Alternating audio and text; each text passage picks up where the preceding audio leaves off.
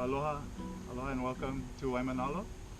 I hope the drive wasn't too bad. Before I have you all sit down, it is of course imperative to acknowledge all of you. Without all of you here, somehow, some way woven within your lives, perhaps we would not be here today. So you play a very important role within their lives as you begin this journey as husband and wife. So before you sit down, do you promise to continue to be there to encourage them, to help them with whatever they might need help with, just to be an ear to listen, or perhaps a shoulder to cry on at times? But do you promise to continue to be one strong ohana? I know it's two different families coming together, but really it's one ohana. So do you promise to take care of them from now on? If so, please say we do. We do. Awesome. You guys may be seated. Thank you so much.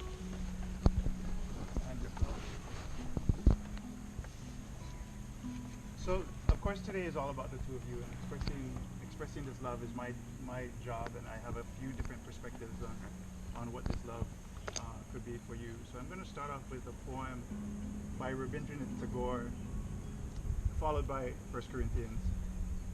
Within Rabindranath Tagore's poem, it's called Unending Love, and within it he expresses love as a way that love transcends space and time. There's no beginning, no end to it. It is a forever love. So he says, I seem to have loved you in numberless forms, numberless times, in life after life, in age after age, forever. My spellbound heart has made and remade the necklace of songs that you take as a gift, wear around your neck in your many forms, in life after life, in age after age, forever. And I love this poem because it expresses the immensity of God's love that of course transcends space and time. And within that love is a love that only belongs to the two of you. It might be a little thread of love, but it's yours, only yours. So no matter what experiences you've had in life prior to the time you two met, this love that once you had found each other, was a love that you had been looking for. And perhaps it seemed familiar when you had found each other, when you had spent that first few weeks together, whatever it was, you knew that this was the one, right? And that's the love that we're talking about, a love that was meant only for the two of you. Now, of course, when we turn to 1 Corinthians chapter 13, known as the love chapter, it expresses love in a way that it tells you what love is and also what love is not.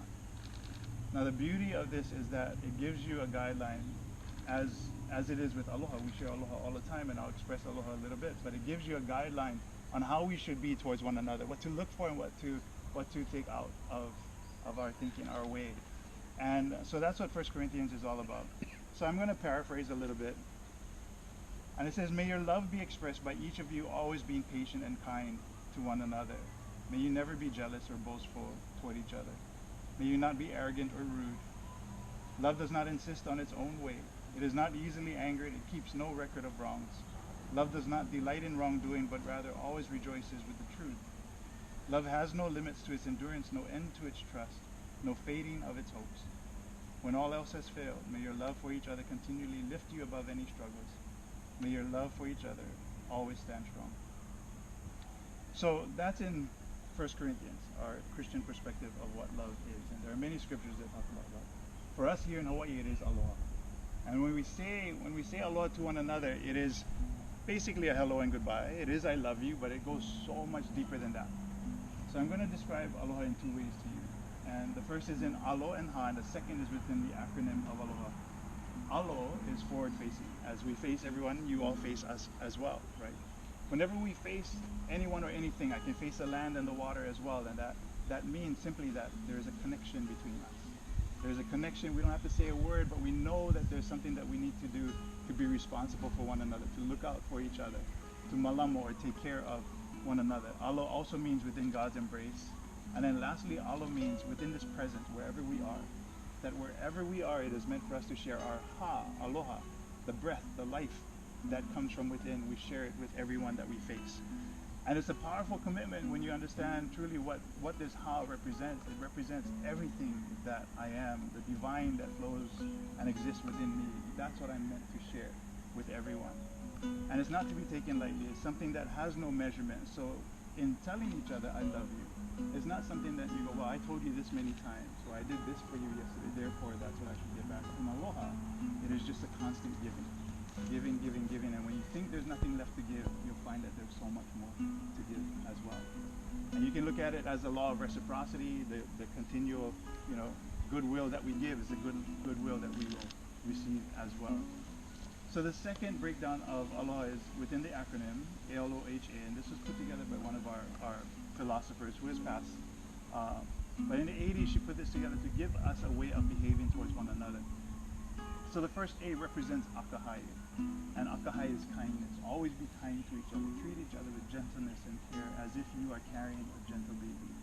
That's akahai. The L is lokahi, or unity, harmony, balance. So we're always striving to find this balance within our relationships, and this word can also mean to remain unbroken. The O is olu olu, or to be agreeable with one another. Like lokahi, you're always finding that place of agreement with each other. And it is always a work in progress, right? This word can also mean oya i'o, and oya i'o is to be trustworthy with each other. The H is ha'aha, or humility, to be expressed by our modesty. And this means that we have to put ourselves aside, put our ego aside. The only way we can be fully expressive of love is to put ourselves aside and be fully open to expressing this love to one another. And this word also means to make ourselves empty, to be ready to receive everything brand new. The last A is ahunui, and ahunui is patience, to be expressed through your perseverance in every relationship. It takes a tremendous amount of patience, right? And through that patience, you learn how to persevere through all of those struggles that you would go through. So that is what Allah is asking you to do. Preserve that, you know.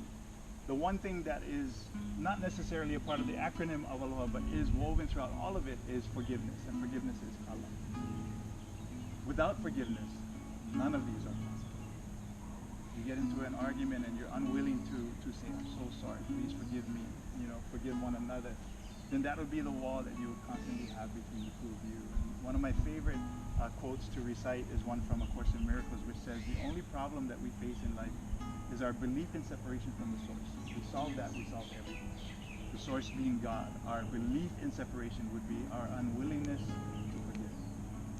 So, being that this is the beginning of your marriage together, all of these will come into play at perhaps every day of your lives, right?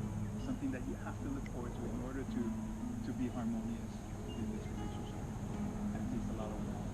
So that's what I have to share with you regarding love, and all of it takes work, right? And you two are down. How long have you been together? Year and a half. Beautiful. So you truly are kind of at the beginning of this time together, right, the two of you. And no better way to build it than understanding what the Bible says about love and putting it into practice, and also what aloha is. So in a way that we show aloha here, we give leis all the time to everyone, right? And when we're celebrating birthdays or graduations, weddings, whatever it is, we bring leis for that purpose. And it's really to tell that person that I am forever here for you. Although the flowers will die eventually, or whatever leis we give will go away eventually, that love will remain continuous. All right, so as you give each other these leis, it has to be intentional. So with all the words that I shared with you, imbue that into the leis and give it to one another.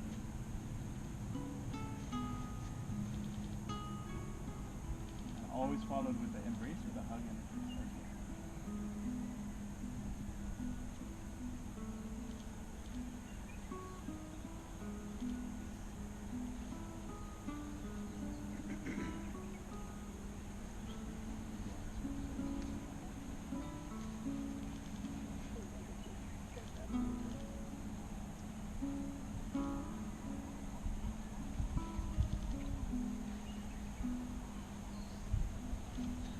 Go ahead and put your hands together. Stay facing towards the cheek a little bit towards the ground.